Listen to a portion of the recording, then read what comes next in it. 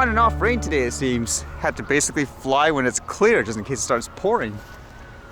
And what did I read today? How about this one? You've read news on how there's schools that are afraid of drones, but this one, it sounds like they're using it for, quote, safety reasons. This one says, campus safety and university operations implements drone technology for game day traffic, broader safety operations. The Notre Dame Police Department began using drone technology to monitor game day traffic in September, and as the season comes to close, the department has experienced success in implementing this additional technology with its already extensive safety protocol. So again, I guess it's okay when officials and so forth use it, huh? It says the addition of drones for football games has been very beneficial. The drones can be deployed quickly and have provided very useful information needed to make informed decisions about the traffic management.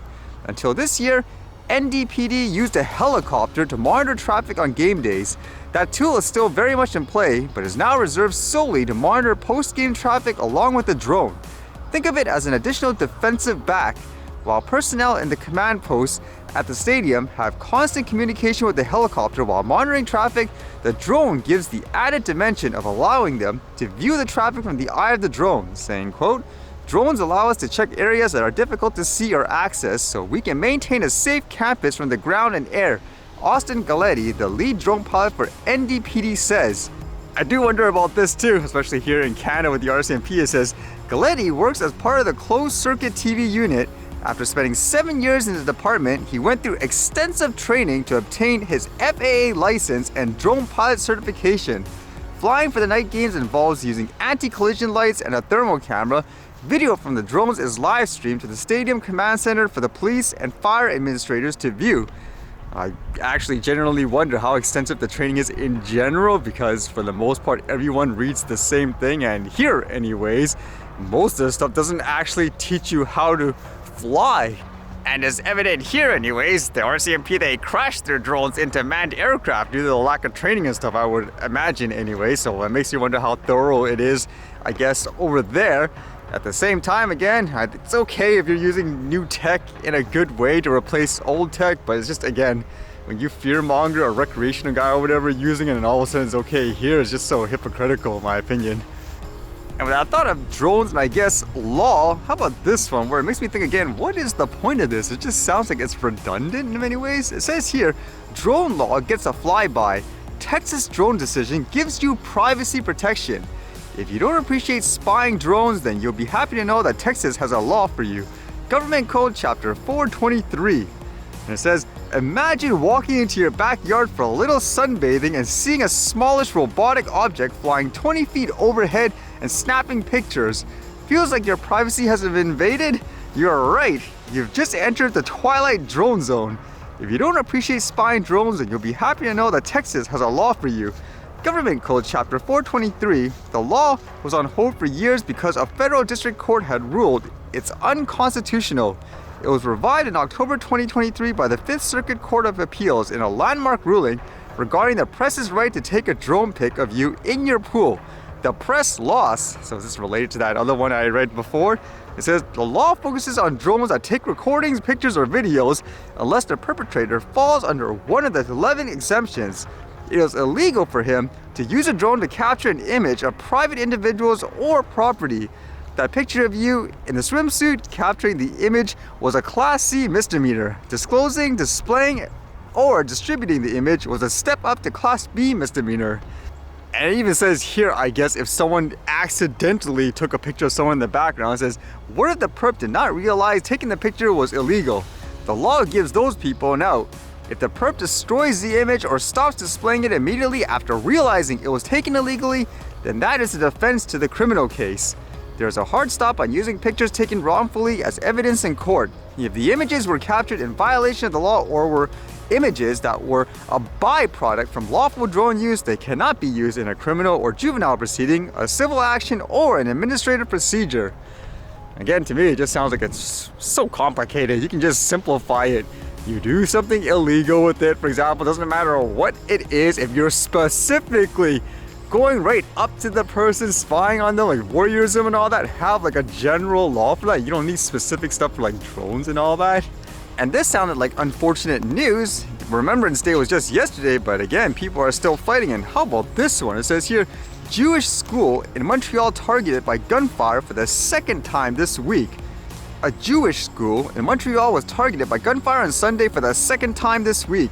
Police were called to the Côte des Neiges neighborhood around 5 a.m. where gunshots were reported on Decon Road near Van Horn Avenue.